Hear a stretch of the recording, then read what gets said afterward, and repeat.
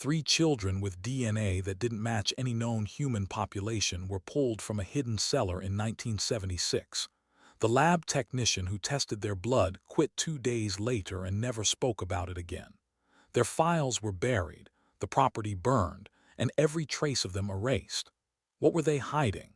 And why did the government work so hard to make sure nobody ever found out? During the summer of 1976, three kids were discovered living beneath a root cellar on the Fowler property, buried deep in the backwoods of eastern Kentucky. Nobody had birth records for them. No medical files existed. Not a single photograph. When officials drew their blood for testing, the results triggered an alert that would stay locked away for 3 decades. The genetic markers didn't line up with any recognized human populations. The woman who ran those tests walked away from her job 48 hours later. She never told anyone what she witnessed. The kids were split up and sent to different locations. Their records got buried under mountains of red tape, and then someone torched the Fowler property until nothing remained. This isn't some campfire tale passed down through generations. This isn't small-town folklore. This is a deliberately hidden story, and we're about to dig up exactly why they wanted it forgotten. The Fowler family had occupied those mountains since before the Civil War broke out, possibly even longer.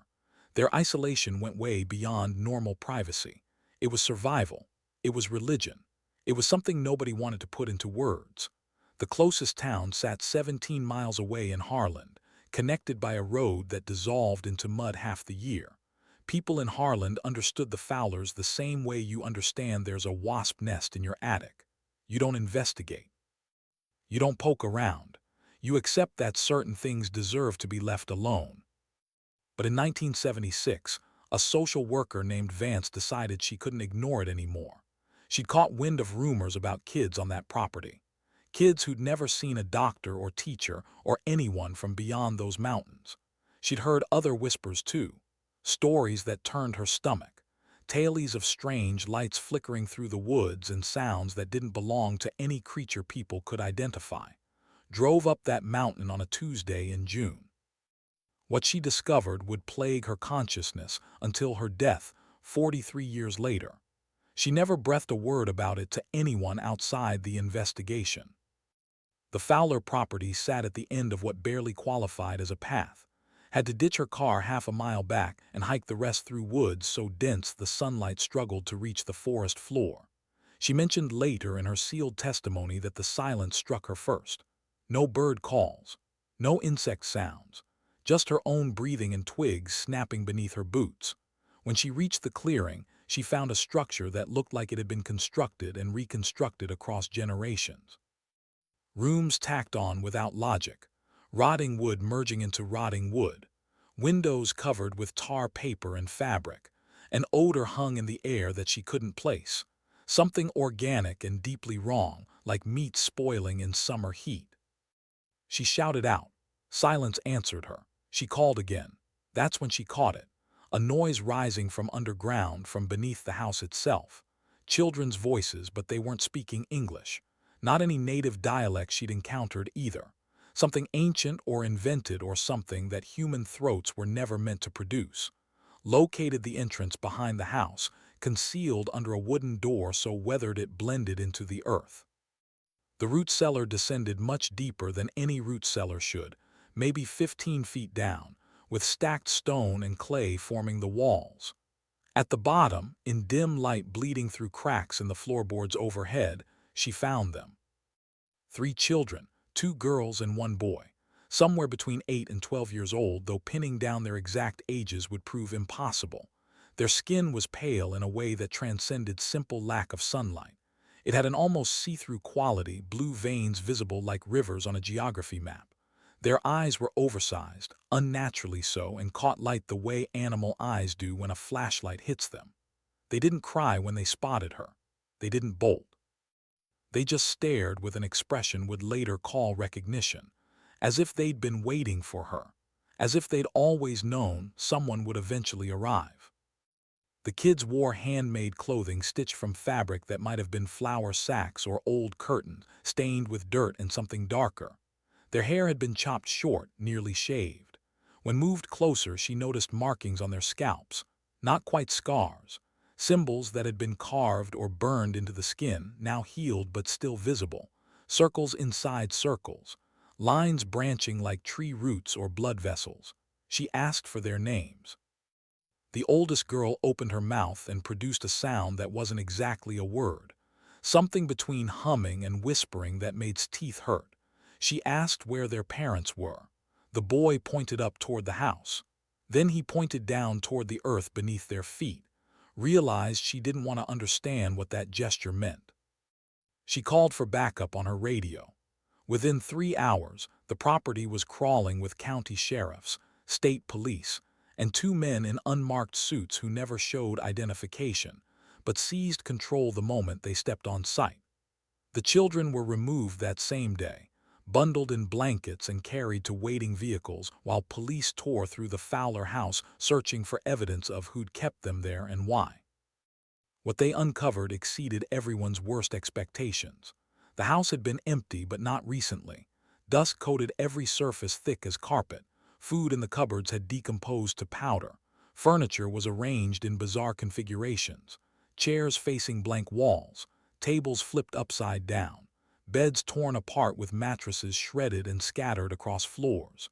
In what might have served as a kitchen, investigators found jars lined up on shelves. Hundreds of them, each filled with preserved organs that later testing would show came from multiple species. Some were identifiable: deer hearts, rabbit kidneys, others classification.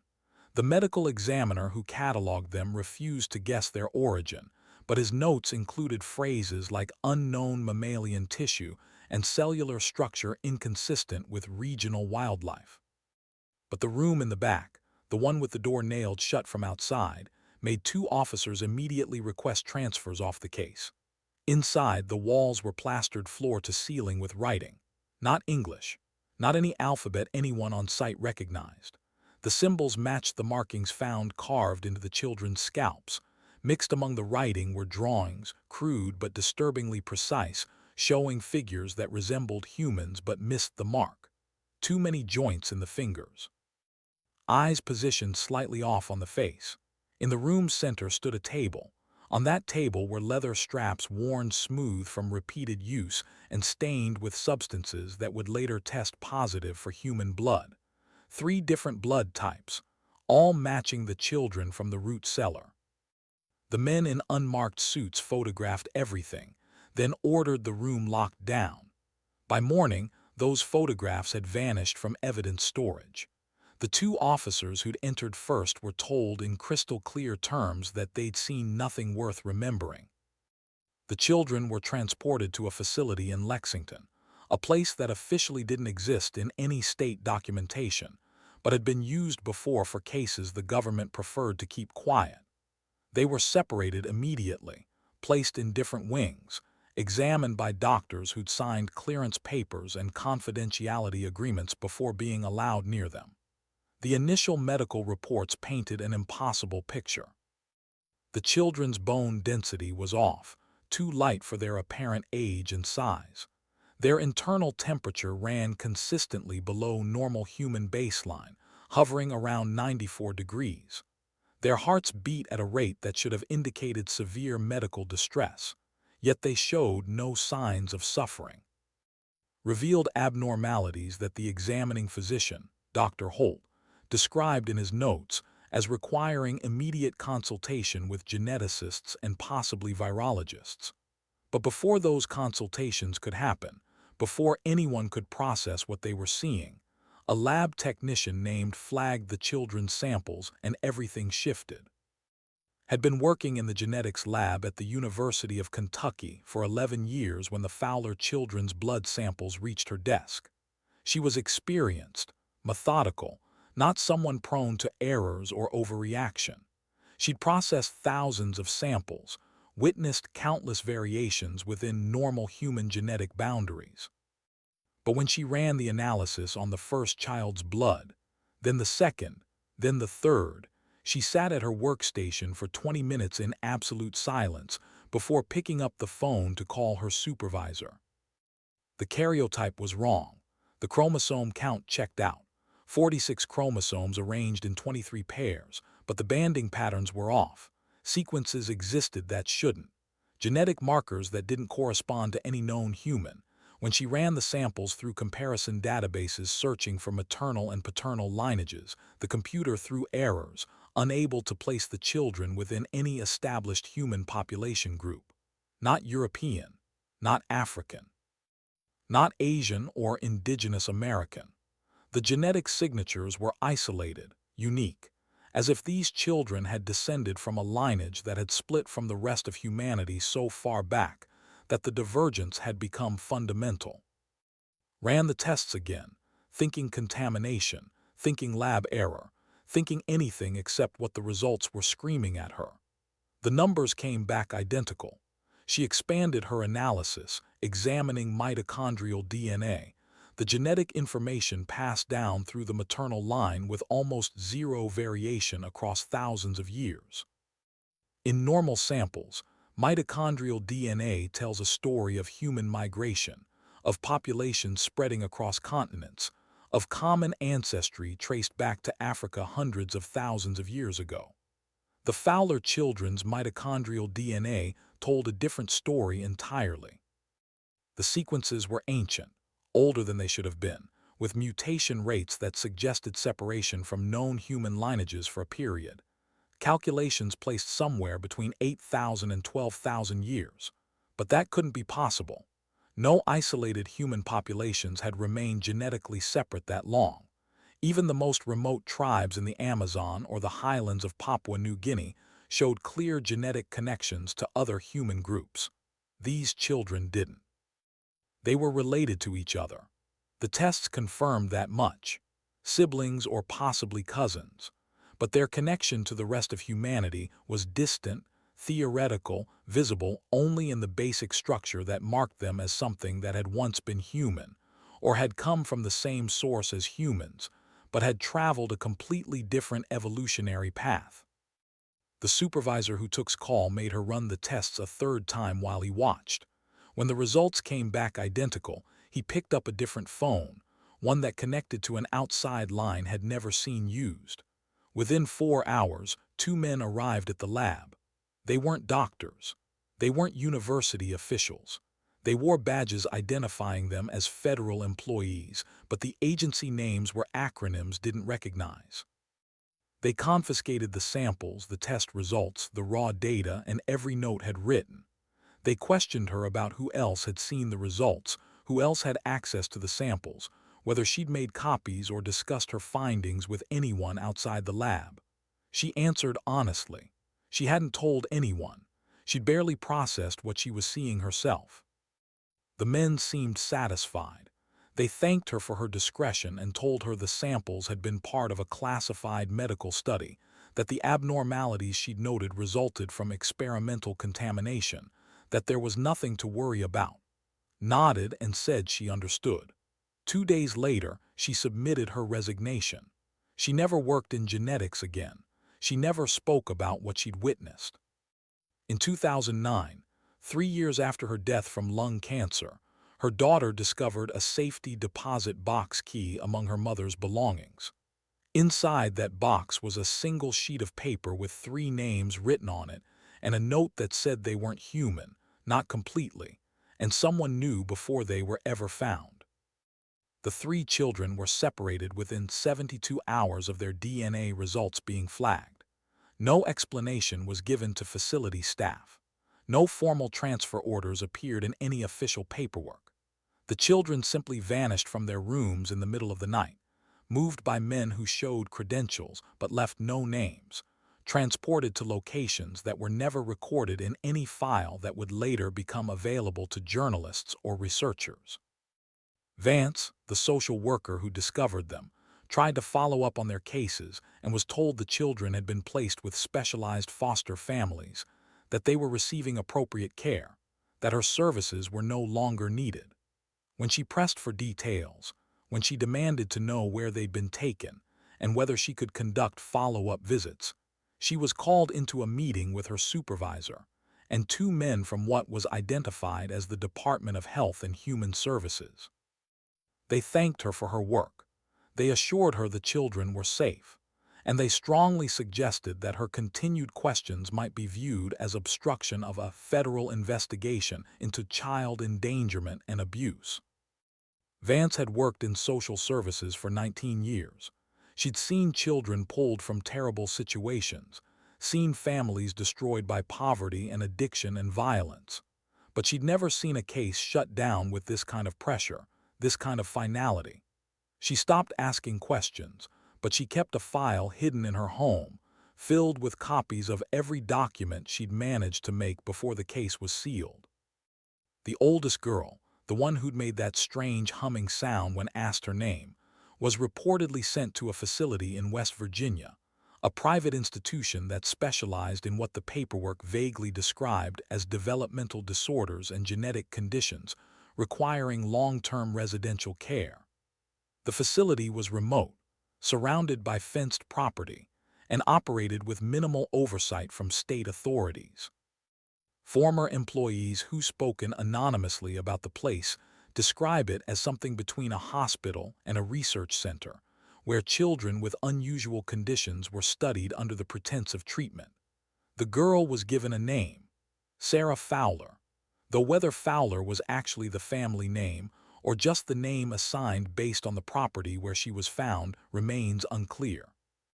Records suggest she remained at the facility until at least 1983, when references to her case stop appearing in budget documents and staff rosters. What happened to her after that is unknown. Attempts to locate Sarah Fowler through public records have turned up nothing. No death certificate, no marriage license, no driver's license or social security number activity after 1983. She's simply gone, erased as thoroughly as if she'd never existed. The boy and the younger girl were split up and sent to separate locations, one allegedly to a facility in upstate New York, the other to somewhere in the Pacific Northwest, possibly Oregon or Washington. The details are even more fragmentary for these two. Their assigned names appear in a handful of documents from the late 70s and early 80s, always in context suggesting ongoing medical observation and testing. One document obtained through a Freedom of Information Act request filed in 2012 references Subjects 2 and 3 from the Kentucky relocation and discusses continued monitoring of genetic anomalies and behavioral development in controlled environments. The document is heavily redacted with entire paragraphs blacked out, but what remains visible is disturbing enough. References to non-standard physiological responses to environmental stimuli. Notes about difficulty with social integration and language acquisition, despite intensive intervention. A single line near the bottom of the page reads recommendation, maintain separation from general population indefinitely. Subjects show signs of recognition and distress when visual contact is established with each other, suggesting continued psychological connection despite physical distance. After the children were taken and the property burned, investigators tried to piece together the history of the Fowler clan, to understand where these children had come from and what had been done to them in that house on the mountain. What they found was a genealogical nightmare, a family tree that twisted back on itself in ways that suggested generations of isolation and intermarriage. County records reaching back to the 1800s showed Fowlers buying and selling that same property, always keeping it within the family, always maintaining distance from surrounding communities. Census records were spotty, but when Fowlers did appear, they were listed in small numbers, never more than 6 or 7 individuals per household, and often with notations suggesting census takers had trouble getting accurate information. One census from 1890 included a handwritten note in the margin next to the Fowler entry. Family uncooperative, strange dialect, counted 8 individuals but could not verify names or ages, advised future counters to bring assistance. Church records from the region showed no Fowlers ever baptized, married, or buried in any local congregation. They had their own cemetery on the property, a plot of land near the tree line where investigators found grave markers dating back to at least the 1820s. Most of the markers were crude, just stones with dates scratched into the surface. No names, but a few had symbols carved into them. The same symbols that had been found on the walls of that back room and on the children's scalps. When archaeologists were finally allowed to conduct a survey of the site in 1978, 2 years after the children were found, they discovered the cemetery contained far more graves than markers. Ground-penetrating radar suggested at least 40 burial sites, possibly more, layered over time in a pattern indicating continuous use for well over a century. The state wanted to exhume some of the remains for identification and cause of death determination, but the request was by federal officials who claimed the land had been contaminated during the fire and that excavation would pose environmental and health risks. The cemetery was fenced off. Within 5 years, the forest had reclaimed it completely. Oral histories collected from elderly residents of Harland painted a picture of the Fowlers as a family people had always been wary of, going back to when their own grandparents were children. Stories about Fowler men coming into town for supplies, paying in old coins or bartering with furs and herbs, never speaking more than necessary, always watching with eyes that made people uncomfortable. Stories about Fowler women who never appeared in public, who were sometimes glimpsed through trees near the property line, pale figures that moved wrong, that didn't walk so much as drift through the shadows. There were darker stories, too, the kind that were told in whispers or dismissed as superstition. Stories about children who went missing near the Fowler property in the 1890s, 3 of them over the course of 2 years, never found. Stories about hunters who'd gotten too close to the Fowler land and come back changed, unable to sleep, speaking about sounds in the night and lights that moved through the trees in patterns that seemed intelligent, purposeful. One old man interviewed in 1977, shortly before he died, claimed his grandfather had told him the Fowlers weren't originally from Kentucky at all, that they'd come from somewhere further south, maybe the Carolinas or Georgia, fleeing something, running from people who wanted them dead for reasons his grandfather wouldn't explain. Researchers tried to trace the Fowler name through historical records, looking for the origin point, the place where this family had first appeared in America. They found references in North Carolina from the early 1800s, a family named Fowler living in the mountains near the Tennessee border, involved in some kind of dispute with local authorities that resulted in several deaths and the family's sudden disappearance. Before that, the trail went cold. No ship manifests, no immigration records, no land grants or property deeds.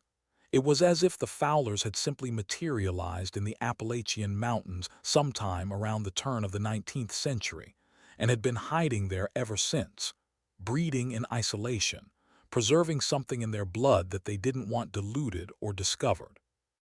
And those 3 children found in 1976, those children with their impossible DNA and their scalps and their eyes that reflected light like animals, they were the end result of whatever the Fowlers had been protecting or perpetuating for all those generations.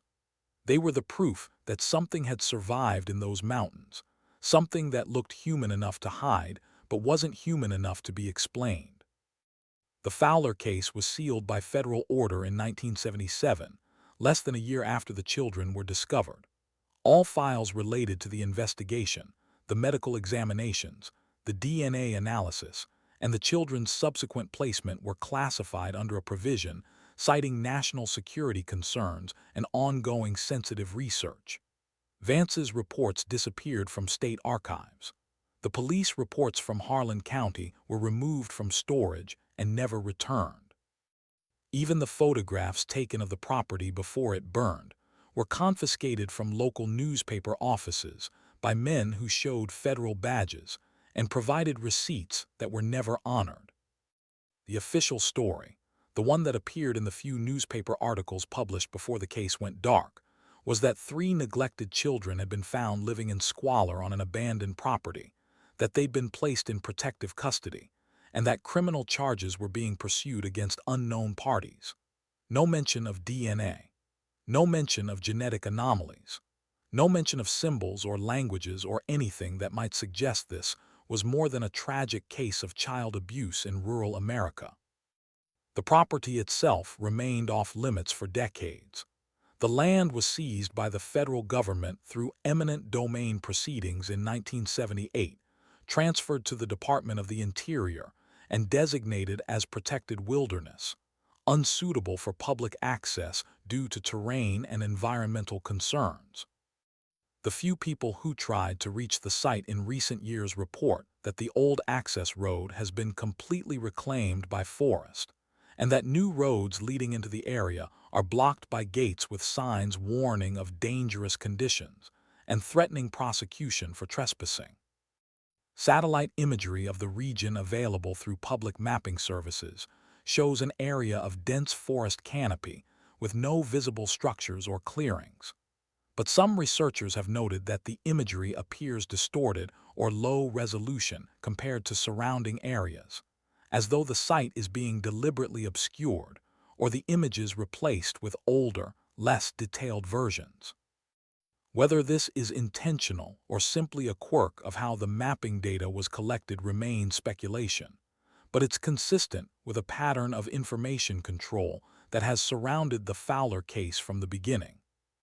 In 2006, 30 years after the children were found, a researcher named Daniel filed a Freedom of Information Act request seeking any and all documents related to the Fowler case, and the children removed from the Kentucky property in 1976. The request was appealed. The appeal was he filed a lawsuit arguing that sufficient time had passed and that any legitimate security concerns should have expired. The lawsuit was dismissed on the grounds that the documents in question related to ongoing medical privacy issues, and that their release would violate federal health information protection laws. Tried a different approach. He began searching for the children themselves, now adults in their 40s, using the names they'd been assigned and the fragmentary information he'd pieced together from portions of documents. He found nothing. No Sarah Fowler matching the right age and description. No records of the boy or the younger girl under any variation of their assigned names. It was as if they'd been erased as completely as the case files, removed from the world in a way that left no trace. Died in 2011. His research notes were donated to a university archive, where they remain available to researchers. A collection of dead ends and redacted documents that raise more questions than they answer. There are people who believe the children are still alive, still being held in facilities that don't appear on any map, still being studied by researchers whose work will never be published in any journal or presented at any conference. There are others who believe the children died years ago, perhaps from complications related to their unusual biology, perhaps from something more deliberate, and that their remains are stored somewhere in a government facility, alongside other things the public isn't meant to know about. And there are those who believe something darker, that whatever made those children different wasn't unique to them, that the Fowler bloodline wasn't the only one, that there are other families in other remote places carrying the same genetic legacy, the same ancient divergence that split them from the rest of humanity so long ago that we've forgotten we were ever one species. The truth is buried under layers of classification and bureaucracy and fear. Fear of what it would mean if the public knew that there are people walking among us who aren't quite human, who've been here all along, hiding in the margins, preserving something old and strange, and utterly incompatible with the story we tell ourselves about who we are and where we came from. Vance died in 2019. Her daughter found the hidden file and tried to bring it to journalists, to researchers, to anyone who might be interested in reopening the case. Most ignored her. A few looked at the documents and backed away, unwilling to touch something that felt dangerous, that felt like it could bring the wrong kind of attention. The file still exists, stored in a private collection, available to anyone brave enough or foolish enough to dig into it. The Fowler property is still there, somewhere under the trees in eastern Kentucky, the grave still in the ground, the root cellar still open to the earth, waiting, And somewhere, if they're still alive, 3 people are living with the knowledge of what they are, what was done to them, and what their blood carries. They know the truth. The question is whether the rest of us are ready to know it too, or whether some secrets are better left buried in the mountains where they've been hiding for the last 200 years, waiting for someone else to come digging and find what should have stayed lost forever.